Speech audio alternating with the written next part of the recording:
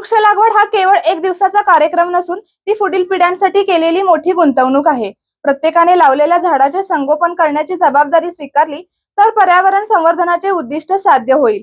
पाणी फाउंडेशनच्या माध्यमातून जल संवर्धनासोबतच वृक्ष संवर्धनाची चळवळ अधिक व्यापक करण्यासाठी प्रत्येक गावाने लोकसहभागातून पुढे यावे, असे आवाहन पाणी फाउंडेशनच्या मेंटोर सही जगदाळे यांनी केले।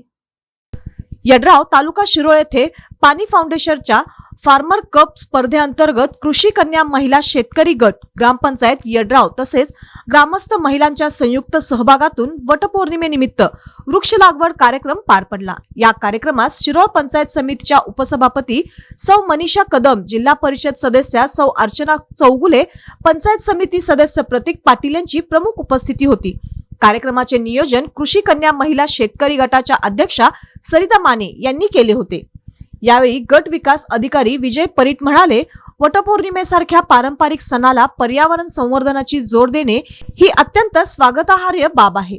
महिलांनी श्रद्धा आणि सामाजिक जबाबदारी याचा सुंदर संगम घडवून आणला आहे। हवामान बदल, वाढते प्रदूषण आणि घटणारे हरित क्षेत्र लक्षात घेता प्रत्येक ग्रामस्थाने दरवर्षी किमान एक तरी वृक्ष लावून त्याचे संगोपन करावे। ग्रामपंचायत, महिला बचत गट आणि युवकांच्या सहभागातून प्रत्येक गाव हरित करण्याचा संकल्प झाला तर ग्रामीण विकासाला नवी दिशा मिळेल।